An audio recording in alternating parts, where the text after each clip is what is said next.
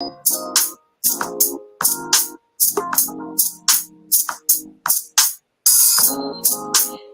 hey, hey, what's up, Crown Nation? Welcome to Rock the Crown. Today we are talking about that dubious thing that we love so much, and it's all about the money. We're doing our book review today. We should all be millionaires. We have our special guest, Dr. Ihar, and she is going to be dropping some jewels on you all, so get ready to get jeweled up. And of course, I am Naima with my queens, Nefertari and Nafisa, and welcome, welcome, welcome. All right, ladies, are you all ready? Yes, ready to get started. I am so excited about this episode because we should all be millionaires is just the tip of the iceberg, okay? So we want to start off again with our special guest. You want to tell us a little bit about yourself, Ihar? Hello, assalamu alaikum. My name is Dr. Ihar Hasavala, and I am a mother. I'm a daughter. I am a global health expert. I appreciate community health and development in a lot of ways. I was born in Sudan and have lived in the United States for more than 23 years. So I am in Kansas City. Salam alaikum, Kansas City. Alhamdulillah. All right. So let's get started. Of course, we want to start off with we should all be millionaires. So the first question that we want to kind of get everybody to share is, how did you all find out about the book? And I want to start off with saying I found out about the book because Darina actually introduced me to the book. Darina Farouk, she is the president of Flourish. If you all don't know about Flourish, look it up. It's the Black, basically delivery upscale flower service here in Atlanta, but she luxury. But she upscale luxury. So she introduced me to the book, and it just so happened that Nafisa, Nefertari, Daia, and myself, we had all gone on this vacation, trying to chill out. We're driving from Cancun to Tulum. I had that on my iPad. I was like, oh, y'all, we're going to listen to this ebook. Man, we were so soaked up with that book. So you all want to talk about your experience with the book and what we were doing when we were listening to it? Yeah, you know what? I'm about the same. I mean, when I first heard about the book, it was seeing it on social media through Darina. So she was really beefing it up. And she was like, this is a must-have for every Black woman. You need to have this book, read this book. But I didn't get the book. So it was great to be able to connect with you in Mexico like we did, being able to hear the audio, and I did download it, and just going from chapter to chapter. But it was just really good. It was like, it's like real raw cut, kind of like get down to it, because the first few times I was like, oh, but she keeps it so real, like, you know, and it really makes you think about what it is that you're doing and what it is that you need to change and how you need to move forward with it. And so I really appreciated that. And it was great. It was like perfect timing to be able to hear it and listen to it with your girls. Yes. Yeah, that was good. You know, I first heard about the book too through social media, and I purchased the book, and I had began reading the book. I don't think I had finished it by our trip, but I had begun reading it, and it was great. And the first thing I thought was, she wrote my book. I love it. She wrote my book. I was like, I saw so much of everything I wanted to say in that book. I'm like, this is exactly what I wanted to say. This is exactly what I wanted to say. Okay, so I'm not the only one out here thinking this and having certain, you know, certain philosophies and stuff, you know. So I thought it was great. I thought it was great that her personality shined through the book, you know, that she kept true to that. And when you listen to the audio, the voice that I heard when I was reading the book, that was the same voice that showed up on the audio, you know. So yeah. I really appreciated that she actually did her own audio book, because a lot of times some writers don't. So that was good. Yeah. And how were you introduced to the book, Doctor? I was introduced to the book by Nisenga Knight, a sister whom I met in Egypt when I was teaching at the American University there. And she told me about the book. and because I asked her, how's your business going? Mm-hmm. And, you know, she went into detail about the book, but I started with a podcast because I wasn't really sure about the book. So I said, okay, let me just start with a podcast. Let me see. And I'm telling you, within like a couple of episodes, I was like, I need to get the book. So I got the book on my Audible app and listened to it maybe in 2 days. I mean, Yes. I completed the whole thing, and exactly what Nafisa was saying is so much of this I could have said, or I was thinking, but didn't even know how to put in words. So just an important book that we all need to be reading because it really addresses that mindset. It really addresses, you know, so much of the confidence. And, you know, we talk about losing weight, you know, and losing this, but it's really, really important to be losing, you know, those negative thoughts and those limiting, you know, thoughts that we have. And we are carrying pounds of those every day, tons and tons. So I just love the book. Excelente. All right. So now let's get real deep into it, right? We all love the book. We love the concepts and everything. But what impact has the book had on you so far? So far, it has had a lot of impact. So this happened, you know, end of January, right? So almost February. And the thought of the self-work that I've done in the last couple of months is probably more self-work than I've done in a lot of years. Right. And so I've always known what my strengths were. I've always kind of just self-studied, right? As a researcher, I've always like looked back, right, at myself. But, you know, how you talk to yourself is really important. What you say, right? That confidence piece. And Islam is all about that. You know, Islam is all about the self-work. Number one, you know, like that personal jihad and struggle.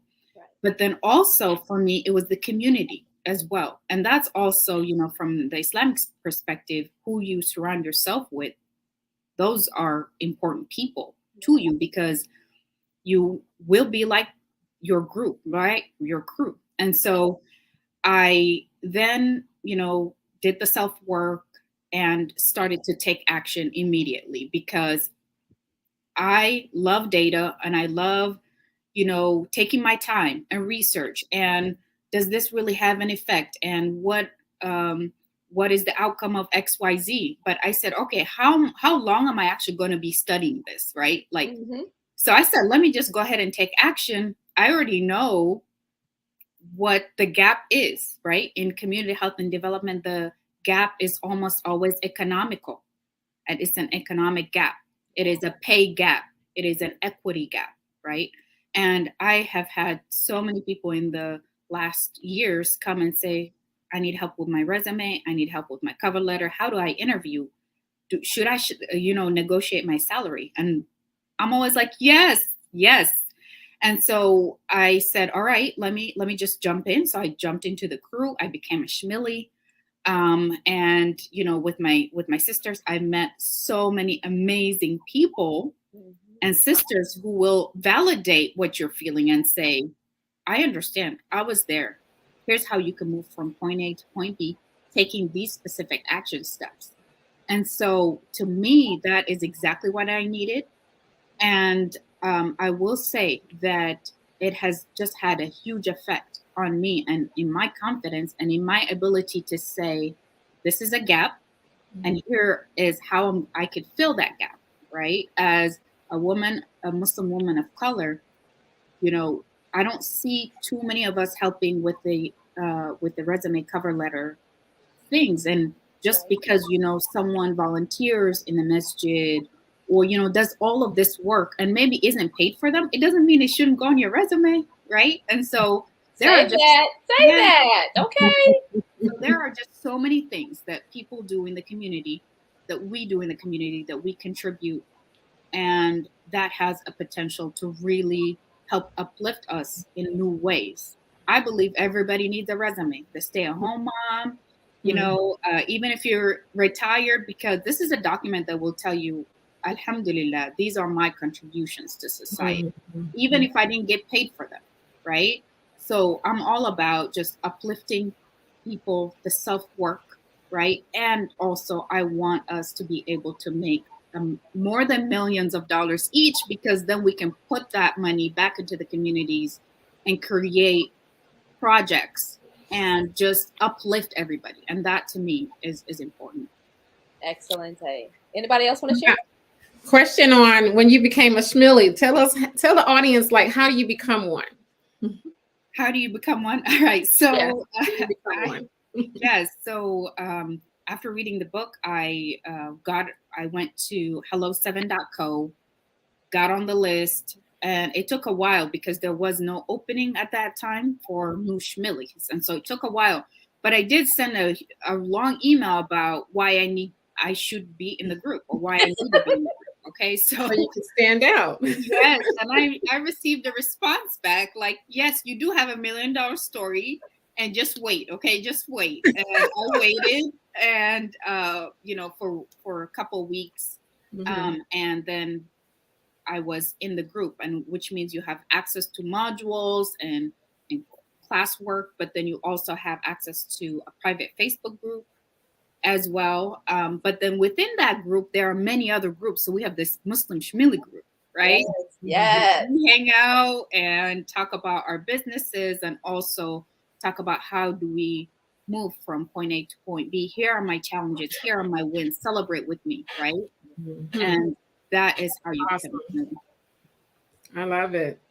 Yeah, that's great.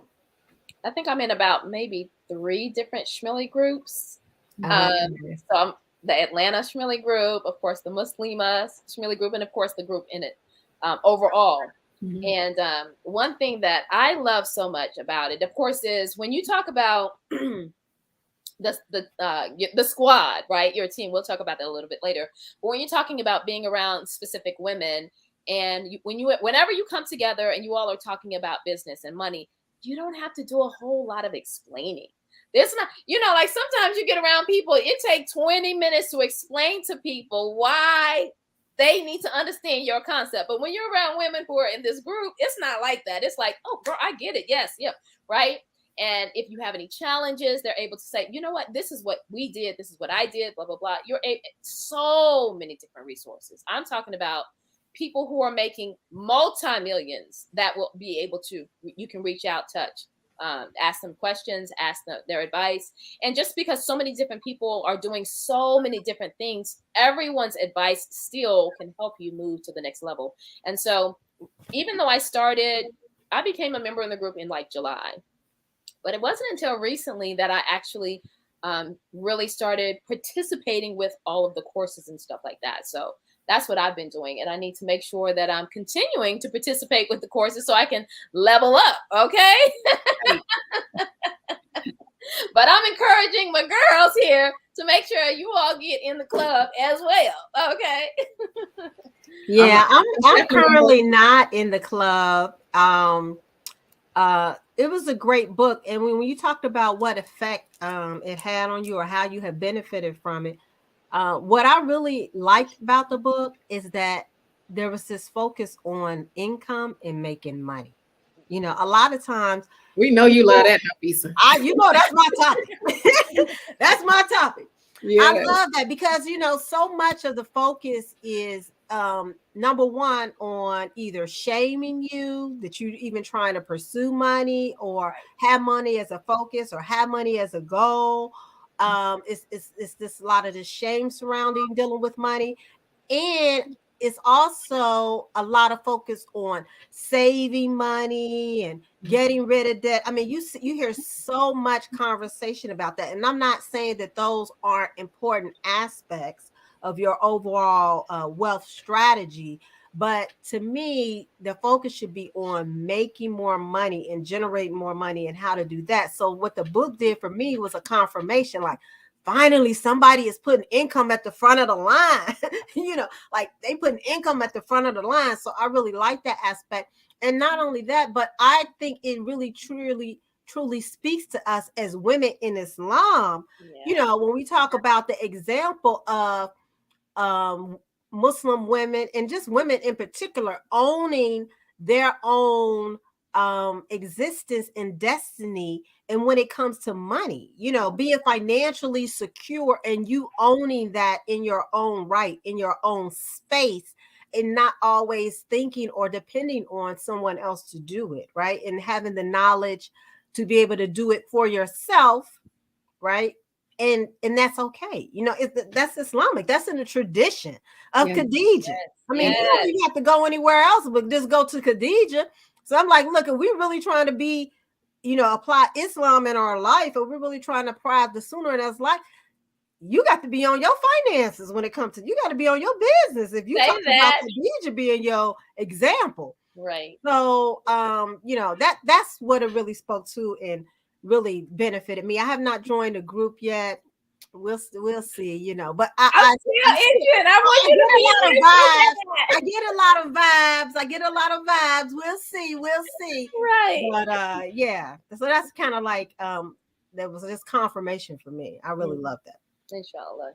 So speaking of Lady Khadijah, may Allah be pleased with her, we're going to go into how this book actually helps us to be Lady Khadijah, right? And so we know that the short story of it, of course, is that Lady Khadijah was the wife of Rasulullah sallallahu alaihi wasallam, and she had money, right? And the most important thing I think we should note is that she had money on her own. And what we have a tendency to forget is that you are first an individual.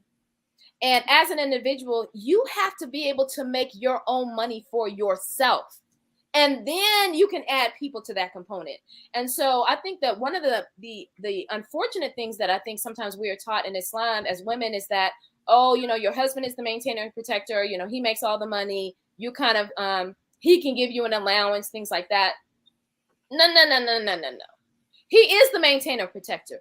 But if something was to happen to him and you have no skills, you don't have your resume, right? You don't have your cover letter, right? You don't have your income. How are you going to exist? And so there's a story, true story here in Atlanta. One specific year, we had 5 men pass away and 5 widows, all under the age of 50. All with children, ages 4 children or more. None of them have worked before. Not one of the women. So that to me is a sad story because they did not know what the next step would be. They didn't have life insurance. And so these women are then left with 4 or more children to start really from scratch, not having any skills, not having gone to school, didn't have any degrees, didn't have any money in the. It's just like, where do you go from there? No, as individuals, we have to make sure that we are setting ourselves up with our own money first. And the beautiful thing about Lady Khadijah is that, again, she had her own business, but she was willing to still allow for other people to help her continue to build her business. And it just so happened that it was Rasulullah sallallahu alaihi wasallam, right? It just so happened that it was him. But even in that, he owned his own responsibility in his place in that business. He didn't lean on her, right? Right.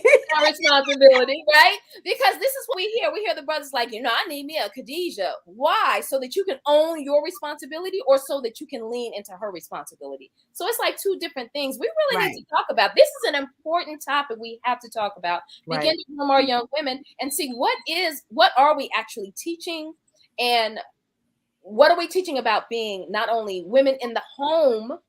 And I love this about Rachel. And I know some people are like, oh, that's taking women away from Islam. That when she talks about, hey, if you want someone to come and help you clean your house, you want someone to come and help you cook, you want someone. Yes, because there is nowhere in Islam that says that women have to cook, clean, wash the dishes, wash the clothes, take care of the kids, go to work, clean the dog. I mean, we got 49 jobs if that's the case, right? We should be past millionaire status, and especially if you're a stay-at-home mom, because I know that all of us on here have experience having to be a stay-at-home mom. It is a lot of work, and then they want you to be like, "But, bruh, we need you to participate." Rasulullah sallallahu alaihi wasallam, he swept the floor. Okay, I'm gonna need you to do a little bit of something. So I know that. I know, Harsh, you had something you wanted to talk about regarding the Lady Khadija, but also the women before her time. Yes, I mean, peace and blessings be upon really four women in history that I really want to mention quickly, right? So these are the four women who perfected their faith. And this is, first I'm going to say Lady Asia, the wife of Pharaoh, Lady Maryam, Mary, the Virgin Mary, the mother of Isa alayhi salam, Khadija, Lady Khadija, the wife of Prophet Muhammad alayhi salatu wassalam, and Fatima radiallahu anha, right, the daughter of Prophet Muhammad alayhi salatu wassalam. Yes. So all of them have had different lives, but Lady Khadija, I'm just gonna say, was a businesswoman. She was a stay-at-home businesswoman, right? She worked from home before working from home was working from home, right? She had, merchandise that she would sell depending on the season, right? So Syria, Yemen, and what I love about her story is that, she made a lot of money, was from a prominent family, was a noble woman. At the same time, she thought about equity. She paid her workers very well.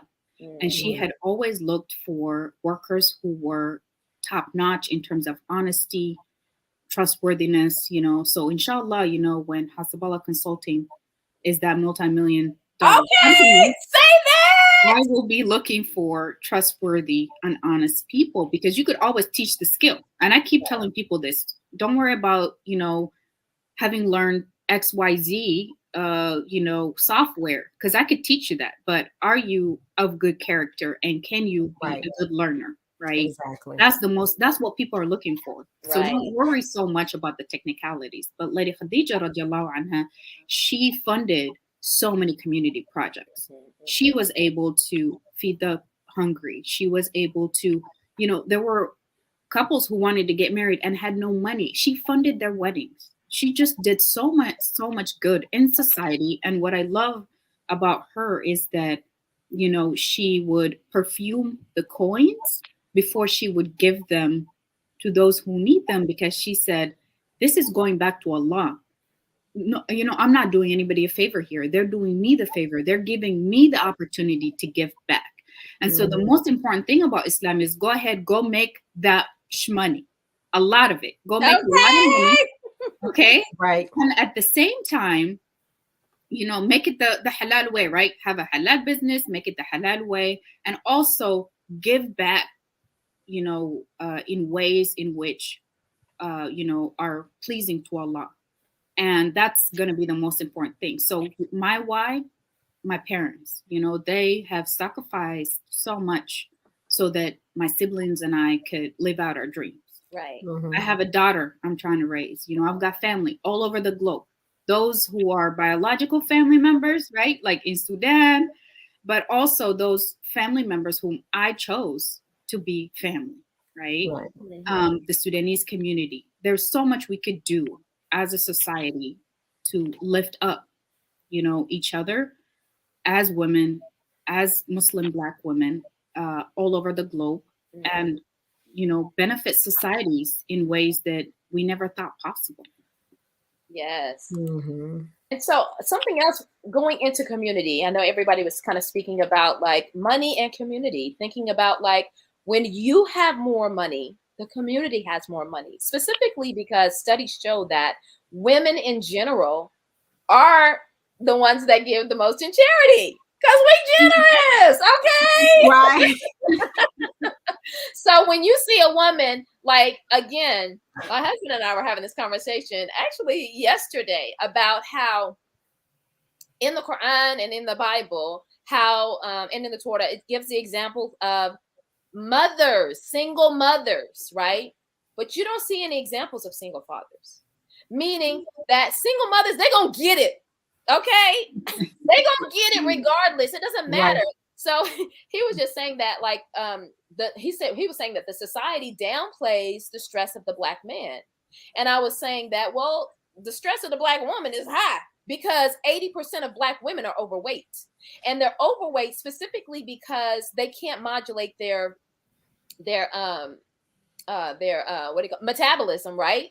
And because stress keeps weight on the body. So when you start talking about, a lot of Black women do eat healthy, but they can't get their hormone levels straight because you got gut and everything because you're stressed out. Like, we got to worry about Ray friends, if when they leave, when they come home. It's just like so many different components. And I was like, at the end of the day, women, if their children need something, we are gonna get it.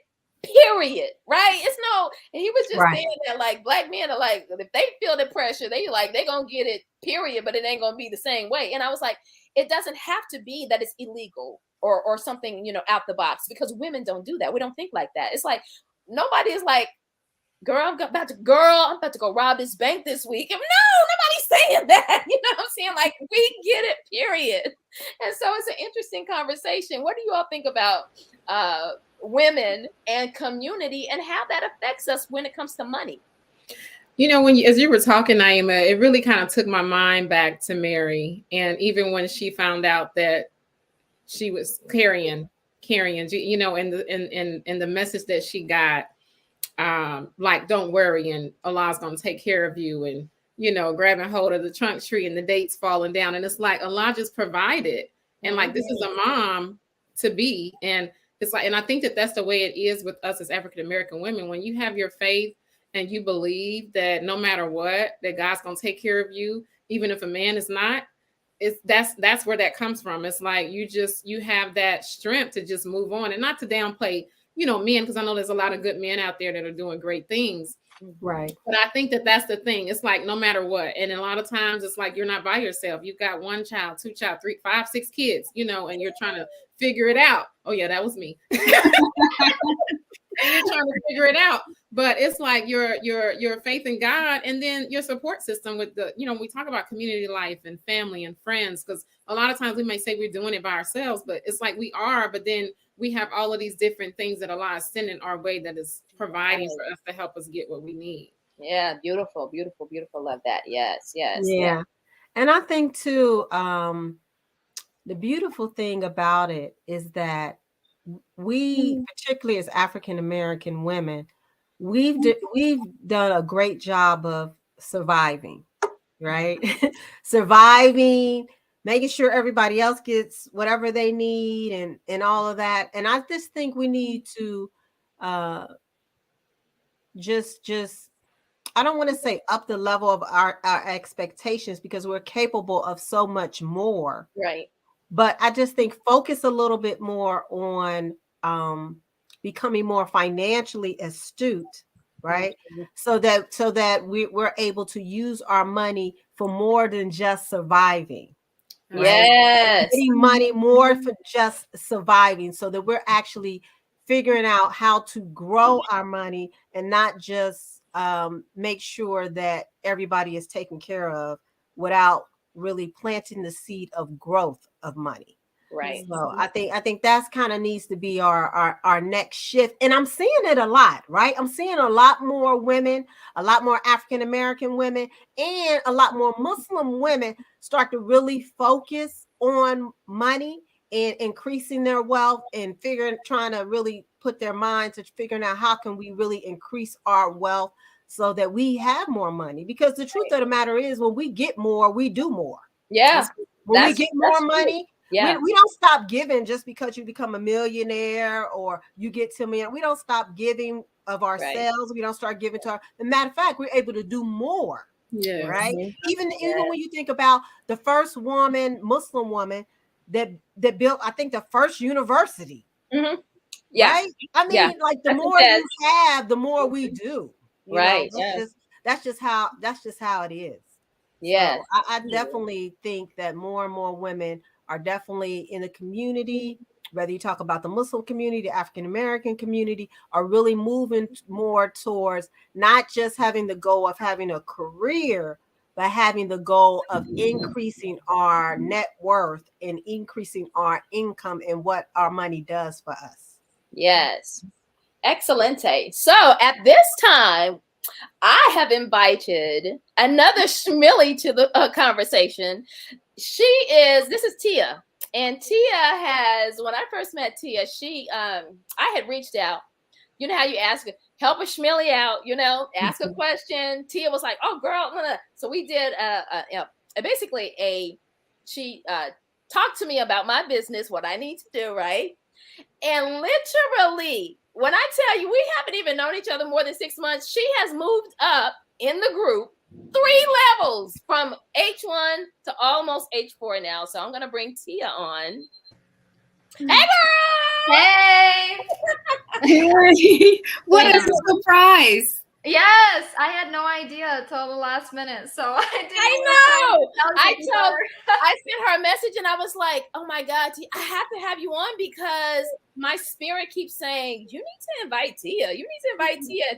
And I know that Tia has also helped her, right? Yeah. Yes, it's all. Tia and I work together. Yes, I'm so excited. Ether is my star client. I am so proud of her. Yes. Yeah. So tell us about how you started and how you have been moving up the levels so quickly. Okay, awesome. So I'm Taya. Thank you so much for having me here. I read Rachel's book back in November, and I have this feeling that before I read the book, I always conceptualized in my mind, like, okay, yeah, one day I could be a millionaire. But in the book, she was like, you can do it in 3 years if you put your head to it. So I was like, okay, I'm on this track to go to medical school, to be in the medical profession, but let me just drop everything for 3 seconds and try this out. Right. Really quick. So I literally quit my job and I was like, I'm just going to focus on becoming a millionaire for the next 3 years because Rachel says I can do it and I believe her. And she kind of really convinced me in the book. That is amazing. Wow. You just dropped everything. Yeah, pretty much.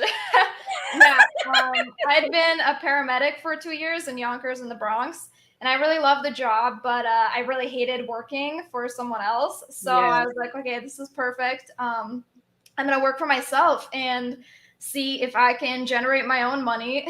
And it turns out that I can. So I'm just so grateful that she kind of is getting this message out there that we really don't need to rely on other people. We can generate wealth by just putting ourselves out there and selling what we are experts at. So I started doing branding. I had always been like doing design as a hobby, but I thought I could take the skill professionally, and I started helping other women. And Ether was one of my first clients, and I love her so much. I got amazing testimonials, and I just kind of kept going. Yeah. I think what really catapulted me, so the levels Naima is talking about, H1 is when you're making $2,000 a month, and then H3 is $4,000 to $8,000 a month.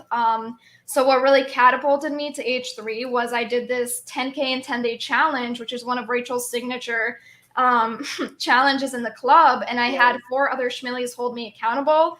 And I had the first week, I was kind of struggling because I had never done that much marketing, like putting myself out there. But the second week, I made $5,000 in a week.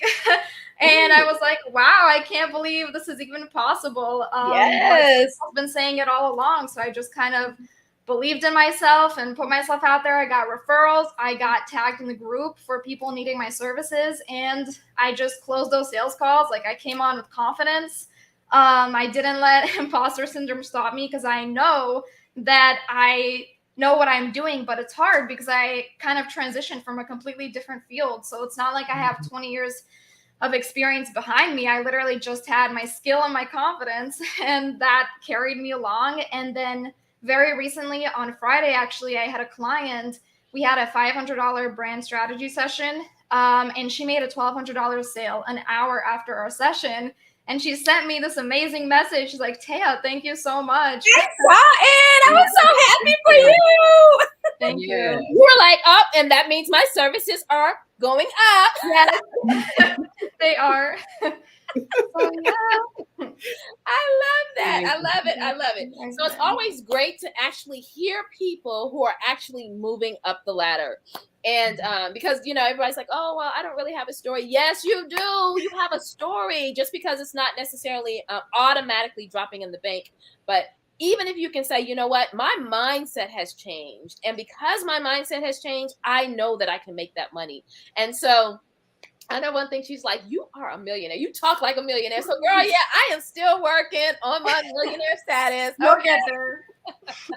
So excited. So now what we want to do is we want to kind of talk really, really quickly about the 3 things that Rachel tells us to do. And number 1, and kind of, get everybody's opinion. But number 1, she says, life change number 1, set boundaries. Who has had to set boundaries? And who doesn't like to set boundaries, right? Let's see. She says, when we don't set boundaries, we give away our power. In her book, she teaches readers about $1 million boundaries. Okay, so what's one of your boundaries? Maybe everybody can share. If you want to, you don't have to, but what's a boundary that you basically have maybe always had or just recently developed? Well, one of my boundaries would be I'm not gonna be cooking every day. Gotta be able to cut that. You can give so much because that takes time to be able to prep and do all of that and think about all the other million things that you still have to do. And of course, there's things that we could do with crock pots and cooking extra for it to last and whatever. But that's one of the things, like, I feel like for me in my life right now, if I had to give up some of those, because we think about house chores and how much it takes to, we talked a little bit earlier about how much work it takes to be a stay-at-home mom or whatever. For me, I'm not just a stay-at-home mom, though. I'm all over the place doing everything. But you have to set your boundaries, because you just like you map out your week and set your calendar for certain things for work and all of that. I have to set a time and be like, okay, this day, even for my mom, she says I don't cook on Fridays. So setting your boundaries as far as certain things, so. Yes. Anybody else want to share setting a boundary? I just set the boundary that I'm not cooking, period.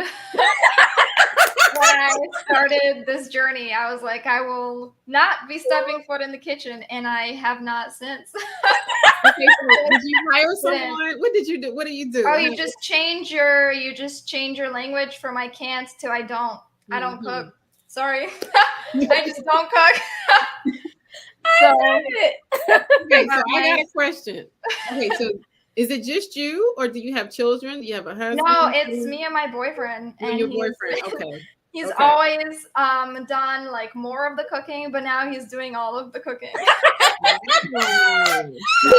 Shift change. I don't cook and you do. Okay. Yeah. But okay, it's helped me out a lot. So it does save so much time. Yeah, it really does. Have that support. Yes, setting boundaries does set time. Anybody else want to share a boundary? Because if not, anybody else? Okay. For me, it's laundry. I have outsourced. As soon as I read that book, I was like, all right, I'm not doing laundry anymore. So it's picked up every week and it's dropped off the next day. And yes, it's been a blessing. I need that in my life. Okay. Yes. That's life changing too. But Naima, I know one of the things that you do a lot, I don't use it as often, as getting them groceries delivered to your front door. Instacart, honey. You ain't got to be doing that shopping. Actually, my husband does a lot more of the grocery shopping than I do. But if it's something I really need, I may do Instacart. But that grocery shopping, that definitely will save you time. So that's one of the things you learn in the book too. That part, yes. Outsourcing. Right. And I think one of the boundaries that I recently have begun to set is my personal time. Just like my self-care, Thursday night, bubble bath time. Taking the whole world away. Thursday night is my self-time. I don't care if it's 10 o'clock, 1 o'clock, 2 o'clock, 3 a.m. I'm taking me a bubble bath. Okay. So that's one of my boundaries. All right. Anyone else? All right. Let's keep going on. Life change number 2, build your squad. This is so important. And I know that we talked about this a little bit earlier, but many leaders reference the popular Jim Rohn quote about Rogers. But she takes it a step further. So your success isn't solely determined by who you spend your time with, but how you spend your time with those people and what you take away from it. And I know that one of the things that happens is like you have to do like a friend inventory at the end of the year. And it's like, okay, did this person do this? Check. Did this person do this? Check. And so I think Rachel actually got that from someone else and has started using that. And that kind of helps also center, how am I going to make this money?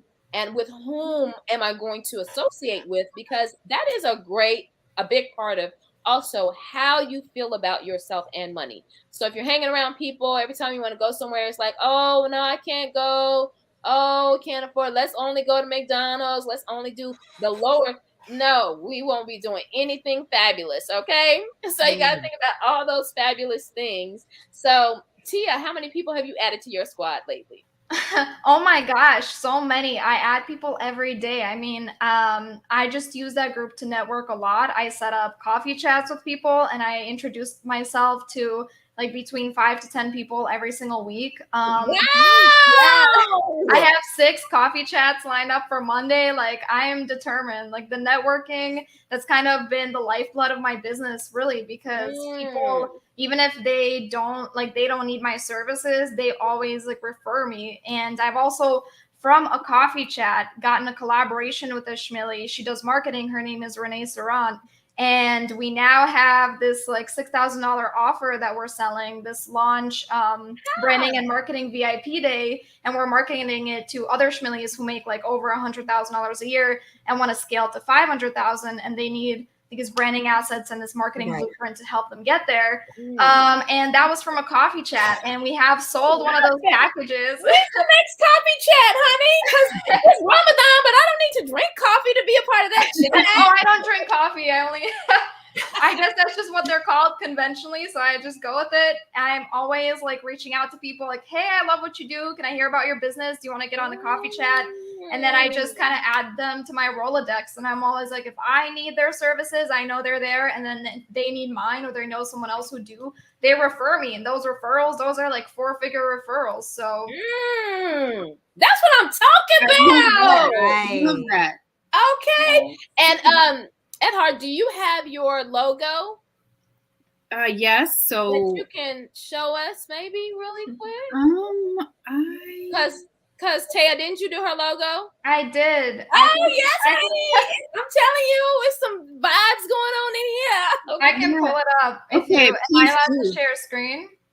Yeah, I think it lets you share screen, but maybe like in a video form. But if not, maybe putting it maybe on your phone and then showing it on the phone, something like that. Yeah. Yeah. Special things in here. Okay. While you're pulling that up, we're going to keep going. The last thing is life change number 3, make $1 million decisions, MDDs, all day long. Surely your daily carb. So basically, this is where she starts talking about when people are like, don't go to Starbucks every day and all that stuff. That does not matter. So what? You want to go to Starbucks? Go to Starbucks. Basically, bad moves you're either consciously or unconsciously making in your life, such as wanting everyone to like you, hanging out with people who make bad decisions, and living in an environment that discourages your success. So we have to do more of $1 million decision making. And also just really thinking about and taking the book. I can't remember what chapter that is, but the whole mindset shift is a big deal. People don't realize how much they are stopping themselves just because of their mindset. It's like, yes, honey, you got to stop that thinking. It's not going to get you anywhere. So definitely making sure that we do that. So those 3 life change, number 1, 2, and 3, you'll be able to find those in the book. And you all have this sample really quick. Because I love the sample. I love the logo. That's why I want to be able to show it really quick if we can. So it's not letting me share screen, but I messaged it to you on Facebook, Naima. So maybe you can pull it up. Okay, that sounds good. Yeah. Naima, I will just say that it's been remarkable. Yes, I have the 9 to 5 because I love my job too, and I do yes, honey, equity work all over the globe. But I've really taken time to really connect with those who, I have a lot in common with, like Taya. Mhm. I'm also working now on a course on Mm. resume, cover letter, interview prep, and salary negotiation and networking for Okay. people who look like us as well. People who may have volunteered a lot of their lives but didn't know how to put that on the resume, or maybe someone who's been incarcerated and they just got out and they're thinking, all right, how did those skills, how could I, I worked in the kitchen or I did this. How could I be Right. able to set that up? So we have an exciting collaboration coming with a sister named Vanessa. She's a video editor in Michigan. So I'm excited to, Wow. Okay. yes, about I'm that. gonna take this picture of this really quick. Hold on. This is so pretty. Okay. I know this is crazy. This is live TV, everybody. This is live. Okay, this is what we're doing this show. Okay. Right. Exactly. Okay. So can everybody see this? Mm-mm. It's the glare. Can y'all Yeah, it's see the glare. The glare? Can y'all see But that? they can go to hasabalaconsulting.com. There we go. Oh, it's beautiful. I can see that. Yeah, I can see a little bit of it. It's nice. Yes. So Go definitely, ahead. let's put that in the chat. Let me put that in the chat. Taya, what's your website as well? Yeah, I'll put it in the chat. Okay, great. Put those in the website. And then, of course, lastly, before we go out, we want to make sure everybody knows what all of us do, okay? Because again, we can build when people know what skills we have to offer them, right? So I'm going to start in the corner with Nafisa. What do you do? What do you do? Yes. So I am a tax attorney and I help businesses. I basically rescue businesses from the IRS and state revenue agencies. That's basically what I do. When they get Okay, in with trouble. that cape. I love it. With that cape. Right. So that's basically what I do. Okay, Nefertari. All right. Y'all ready for this? I'll tell you first, I'll start off with what I'm very well known as, and that is a luxury fashion designer. I've been designing for many, many years. I'm also an event planner for special events. Any event that you can think of, I can do your planning and make that day beautiful for you. So that's from weddings all the way to birthday parties or retirement parties, whatever that is.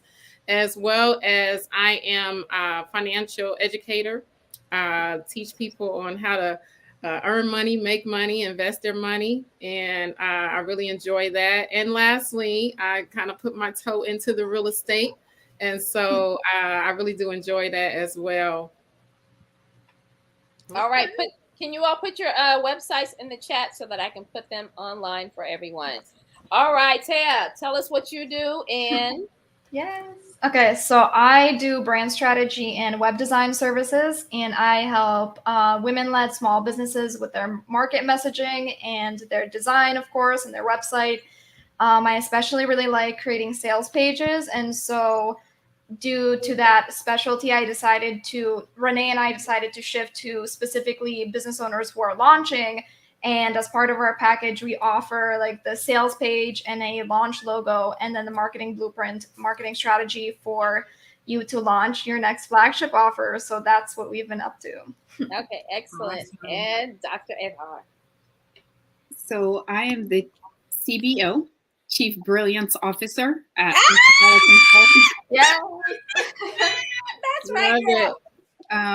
My sister, Ruha Hasabala Muhammad, is the CEO, and we help package people's brilliance. Whether you want to apply for a grant for your small business, whether you want to find your dream job, that's what we do. We also help companies think about the environment, how they could create healthy and happy workspaces. And so we focus on equity, collaboration, and I'm just excited for what's to come. So excited. And last but not least, it's me. Get it done. Get it done. So my business is Get It Done Virtual Assistant Company. My big pitch is basically fundraising for nonprofit Black organizations. I'm so passionate about nonprofit organizations getting the money they want and need. and having a financial strategy is extremely important. It's not just like throwing up some things on social media. It's actually having a strategy that's kind of centered around the whole story of your nonprofit organization, taking your donors to a whole nother level, and then making the money you need. So call me. All right. So that's what I'm going to be doing. And I'm still looking to actually package that whole thing together this year. So hopefully by June, I will have all of that completed. Super, super excited. Lots of fun things coming out. And I'm hoping that everyone on this chat today, I know everybody has some great, great things coming out. We definitely want to give a shout out to Rachel. Thank you, girl. Woo! You are doing it. Thank you for inspiring so many women, Black women, women of color, just to get out there, become millionaires, and support our family, our community, and our lives. And then, of course, all of her best friends teaching us about being able to have luxury lifestyle, happiness, all of that stuff, making sure that you have what you want and what you need in order to make sure that your life is like that. Okay. So again, thank you so much, Crown Nation, for joining us today. We should all be millionaires. Go out, get that book, go on to audio, get the audio book if you don't like to read. Right. I like to physically have a book in my hand. I did listen to the Audible, but then of course I had to go back and like get that book. And I also had a copy that was hand signed by Rachel sent to me. So I was excited about that. Okay. So anyway, we want to encourage everyone to make sure that they get their book and tell us, be sure to reach out to us. Tell us, man, guess what? That show has done wonders for me. I'm now in the club, something, something, something. Or if not in the club, make sure that you get on the waiting list because it is a waiting list every single time. Last thing before we, okay. Let me put one more thing out here. We'd like folks to subscribe to the newsletter. So go to just https hezbollahconsulting.com. Subscribe to the newsletter because, honey, they have news for you. We want to encourage everybody to like us on Facebook, subscribe to us on YouTube, and follow us on Instagram. And until next time, we'll see you all later, Crown Nation. Next week. Thank you. Assalamu alaikum. Ramadan Mubarak. Ramadan Mubarak.